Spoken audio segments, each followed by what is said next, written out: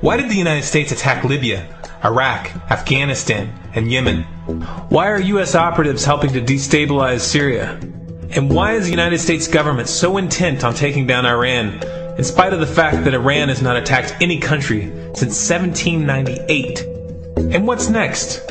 What are we headed for? When you look at the current trajectory that we're on, it doesn't make any sense at all if you evaluate it based on what we're taught in school. And it doesn't make any sense if you base your worldview on the propaganda that the mainstream media tries to pass off as news. But it makes perfect sense once you know the real motives of the powers that be. In order to understand those motives, we first have to take a look at history. In 1945, the Bretton Woods Agreement established the dollar as the world reserve currency, which meant that international commodities were priced in dollars. The agreement, which gave the United States a distinct financial advantage, was made under the condition that those dollars would remain redeemable for gold at a consistent rate of $35 per ounce. The United States promised not to print very much money, but this was on the honor system, because the Federal Reserve refused to allow any audits or supervision of its printing presses. In the years leading up to 1970, expenditures in the Vietnam War made it clear to many countries that the U.S. was printing far more money than it had in gold. And in response, they began to ask for their gold back. This, of course, set off a rapid decline in the value of the dollar. The situation climaxed in 1971 when France attempted to withdraw its gold and Nixon refused. On August 15th, he made the following announcement. I have directed the Secretary of the Treasury to take the action necessary to defend the dollar against the speculators. I have directed Secretary Connally to suspend temporarily the convertibility of the dollar into gold or other reserve assets, except in amounts and conditions determined to be in the interest of monetary stability and in the best interest of the United States. This was obviously not a temporary suspension, as he claimed, but rather a permanent default. And for the rest of the world who had entrusted the United States with their gold, it was outright theft. In 1973, President Nixon asked King Faisal of Saudi Arabia to accept only U.S. dollars as payment for oil and to invest any excess profits in U.S. Treasury bonds, notes, and bills.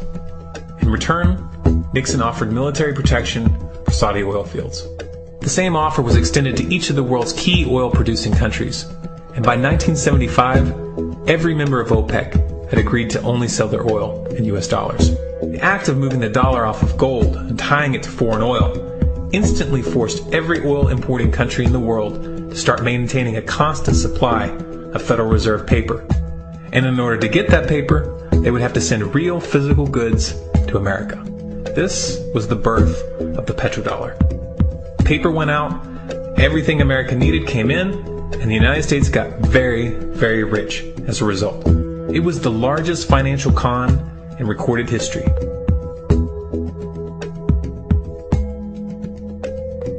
The arms race of the Cold War was a game of poker.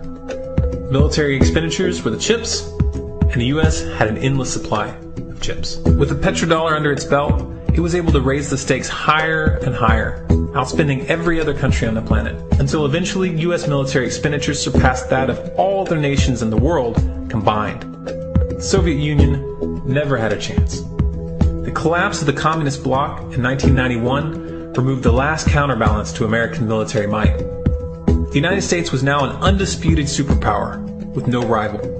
Many hoped that this would mark the beginning of a new era of peace and stability.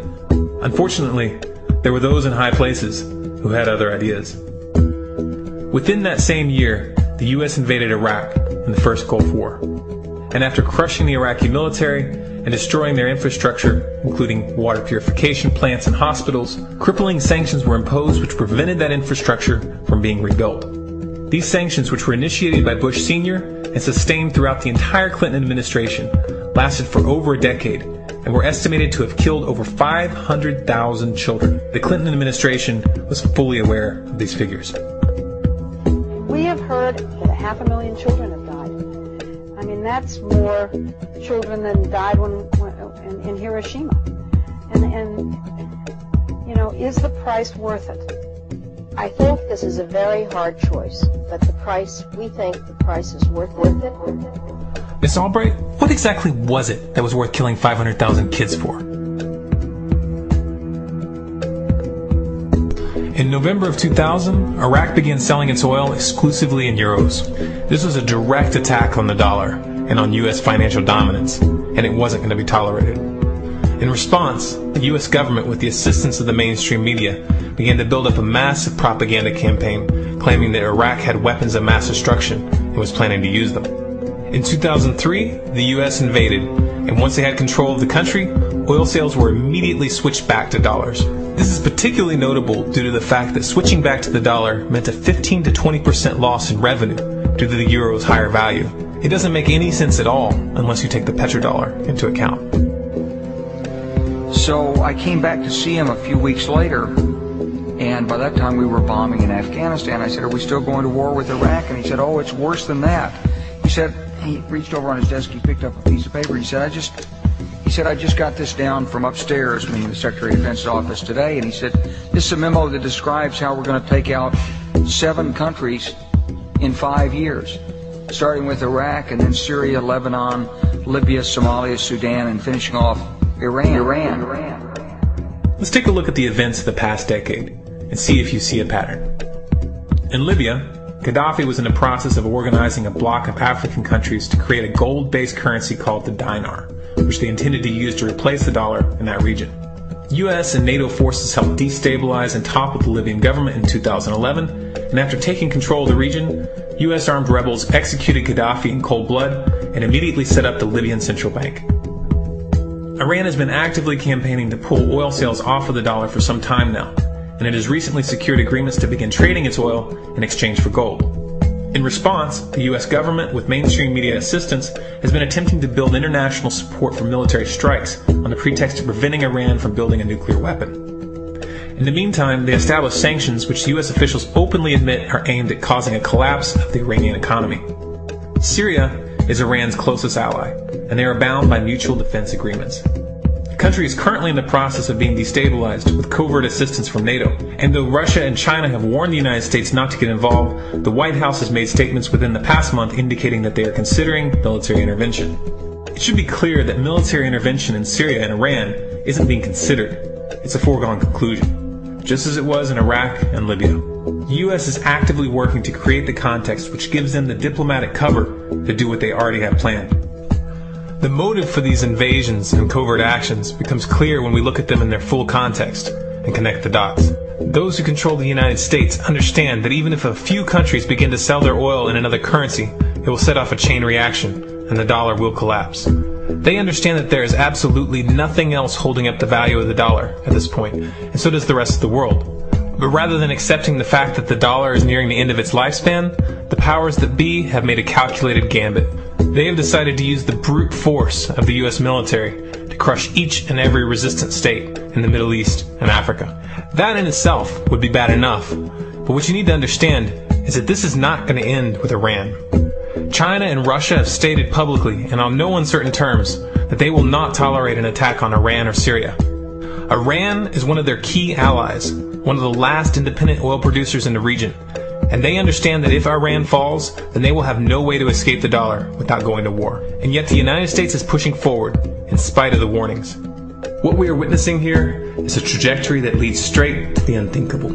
It's a trajectory that was mapped out years ago in full awareness of the human consequences. But who was it that put us on this course? What kind of psychopath is willing to intentionally set off a global conflict that will lead to millions of deaths just to protect the value of a paper currency? It obviously isn't the president. The decision to invade Libya, Syria, and Iran was made long before Obama had risen to the national spotlight. And yet, he's carrying out his duty just like the puppets that preceded him. So who is it that pulls the strings? Often the best answer to questions like this are found by asking another question. Qui bono? Who benefits? Obviously those who have the power to print the dollar out of thin air have the most to lose if the dollar were to fall. And since 1913, that power has been held by the Federal Reserve. The Federal Reserve is a private entity owned by a conglomerate of the most powerful banks in the world. And the men who control those banks are the ones who pull the strings. To them, this is just a game. Your life and the lives of those you love are just pawns on their chessboard. And like a spoiled 4-year-old who tips the board onto the floor when they start to lose, the powers that be are willing to start World War III to keep control of the global financial system. Remember that when these wars extend and accelerate. Remember that when your son or your neighbor's son comes back home in a flag-draped coffin. Remember that when they point the finger at the new boogeyman. Because the madmen who are running this show will take this as far as you allow them to. So how much time do we have left? It's a question I hear constantly, but it's the wrong question. Asking how much time we have left is a passive posture. It's the attitude of a prisoner who's waiting to be taken out to a ditch and shot in the back of the head. What are our chances? Can we change course? Also the wrong question. The odds don't matter anymore. If you understand what we're facing, then you have a moral responsibility to do everything in your power to alter the course that we're on, regardless of the odds. It's only when you stop basing your involvement on the chances of success that success actually becomes possible. To strip the ill-begotten power from the financial elites and to bring these criminal cartels to justice will require nothing less than a revolution. The government is not going to save us. The government is completely infiltrated and corrupt to the core. Looking to them for a solution at this point is utterly naive. There are 3 stages of revolution, and they are sequential. Stage 1 is already underway. Stage 1 is the ideological resistance.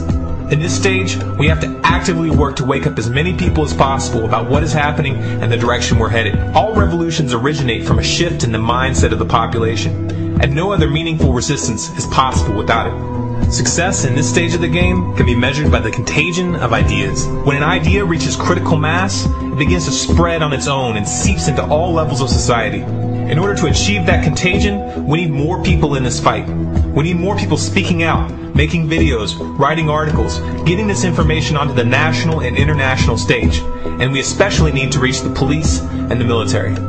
Stage 2 is civil disobedience, also known as nonviolent resistance. In this stage, you put your money where your mouth is, or more accurately, you withhold your money and your obedience from the government, and you do everything in your power to bring the gears of the state to a halt. Practiced in mass, this method alone is often enough to bring a regime to its knees. However, if you fail at this stage, Stage 3 is inevitable. Stage 3 is direct physical resistance. Direct physical resistance is the last resort, and it should be avoided and delayed as long as possible, and it should only be invoked after all other options have been thoroughly exhausted. There are those who talk tough and claim that they will resist when the time comes, but what those people fail to realize is that if you are inactive during the first 2 stages and save your efforts for the last resistance, then you will fail. When the Nazis were moving door to door, dragging people out of their homes in Germany, that was the time to fight back physically. But due to the lack of ideological resistance and civil disobedience leading up to that moment, even an armed uprising would have likely failed at that point. An armed uprising can only succeed if the people have established an attitude of active resistance. And active resistance is only possible after their minds have broken free from the mainstream propaganda. If you want to fight back, it's now or never. You're not going to get another chance, and the stakes are far higher than they were in Nazi Germany.